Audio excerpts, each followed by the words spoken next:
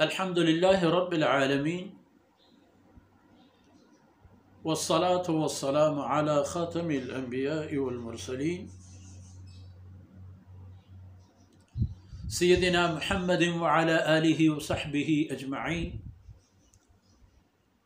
أعوذ بالله من الشيطان الرجيم. وأصحاب الشمال ما أصحاب الشمال في سموم وحميم وظل من يحموم لا بارد ولا كريم إنهم كانوا قبل ذلك مترفين وكانوا يصرون على الحنث العظيم وكانوا يقولون أإذا متنا وكنا ترابا وعظاما أإنا لمبعوثون سبحانك لا علم لنا إلا ما علمتنا إنك أنت العليم الحكيم. رب اشرح لي صدري ويسر لي أمري واحلل عقدة من لساني يفقه قولي واجعل لي وزيرا من أهلي رب زدني علما وارزقني فهما ثم أما بعد. گرامی قدر بھائیوں، بہنوں اور پیارے بچوں، اصحاب الیمین ما اصحاب الیمین، اس کی فہرست سامنے آ گئی. فی صدر مخضود وظل ممدود وماء مسکوب، ایک طویل فہرست.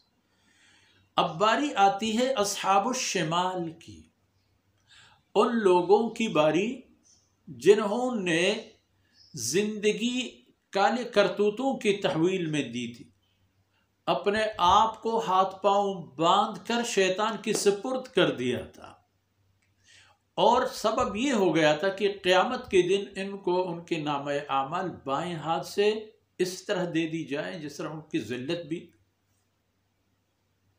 علانیہ طور پر ظاہر ہو جائے، ذلیل و خوار کر کے نامہ اعمال. اور آیتوں میں یہ بھی او من وراء ظہری وَأَمَّا مَنْ أُوتِيَ كِتَابَهُ بِشِمَالِهِ أَوْ مِنْ وَرَاءَ ظَهْرِهِ فَسَوْفَ يَدْعُو ثُبُورًا وَيَصْلَى سَعِيرًا. تو اب جو اصحاب الشمال ہیں وہ لوگ ہیں جنہوں نے نجات کا راستہ اختیار نہیں کیا، پسند کیا اللہ کی نافرمانی کو، اور جب یہاں آئے تو ان کے سارے اعمال اللہ کی نافرمانیوں کی اعمال تھے. تو ایسے انسانوں کا کیا ہوگا اور ان کے ساتھ سلوک و معاملہ کیا ہوگا؟ فی سموم، بایاں ہاتھ والے، بایاں جانب والے، کیا بات ہوگی ان کی، کیا معاملہ ہوگا ان کے ساتھ؟ یہ معاملہ ہوگا فی سموم، انتہائی سخت قسم کی تپش والی ہوا چلتا ہے، لیکن کیا ہوا؟ سموم، تکلیف دہ، اتنی حرارت کہ اس کی حرارت رگ رگ تک پہنچ جائے، دماغ کے آخری کونے تک پہنچ جائے. فی سموم اور حمیم، شدید ترین قسم کی حرارت اور گرمی، اور گرم پانی بھی وہیں کے اسی ماحول کے. آپ دیکھیں کوئی گرمی کے موسم پر کسی ظرف میں پانی ڈال کے باہر رکھ دیں دھوپ پر، پھر جا کر دیکھیں اس کی خاصیت تبدیل ہو چکی ہوگی. اب یہ حالت ہوگی جہنم کی کہ اس کی جو ہوا ہے وہ اپنی تپش کے حوالے پر اسی طرح کا ہے کہ وہ رگ رگ کو تکلیف میں مبتلا کر دیتا ہے. اور انتہائی شدید درجے کی حرارت، یہ ایک. وظل من یحموم، اور وہ ہوں گے ایک بہت تاریک قسم کے سائے میں. ایک سایہ، سایہ تو سایہ ہوتا ہے آدمی، چلو سایہ تو ہے نا، یہ تاریک ترین سایہ ہوگا. لیکن بدقسمتی کی بات ان کے لیے یہ ہوگی کہ لا بارد، سایہ تو ہے مگر ٹھنڈا نہیں ہے.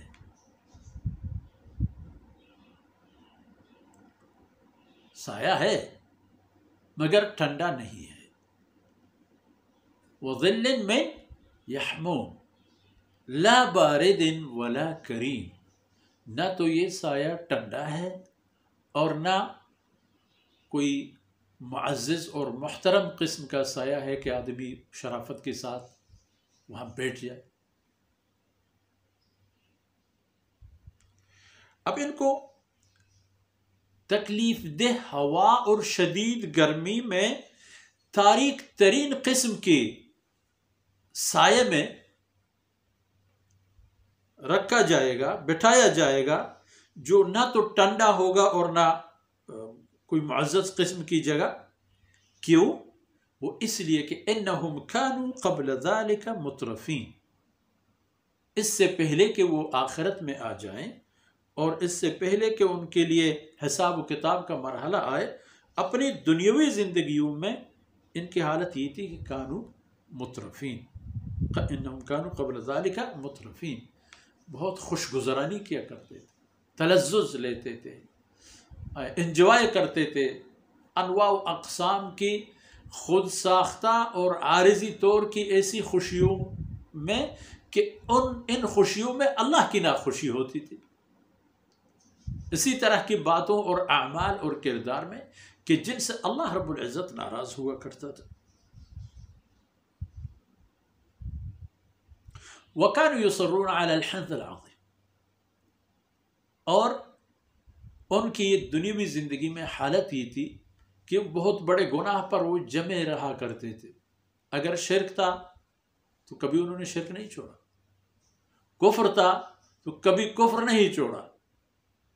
تو اس شرک اور کفر پر ڈٹے رہنا اور اللہ کی نافرمانیوں میں پھر جو بلندی پر تھے اس سے نیچے نہ اترنا، یہ سبب ہوا کرتا تھا کہ یہ تباہی ان کے اوپر آ جائے، کیونکہ انہوں نے یہ راستہ خود اختیار کیا تھا. وَكَانُوا يَقُولُونَ، اور ان کی عجیب بات تھی، اپنی دنیاوی زندگیوں میں یہ کہا کرتے پھرتے تھے، یہ کیا بات ہے، اَإِذَا مِتْنَا، جب ہم مر جائیں، وَكُنَّا تُرَابًا وَعِظَامًا، مرنے کے بعد ہم خاک میں پیوست ہو کر ہماری جسم اور باڈی بھی خاک مٹی بن جائے اور ہڈیوں کا ایک چھوٹا سا مجموعہ رہ جائے بس،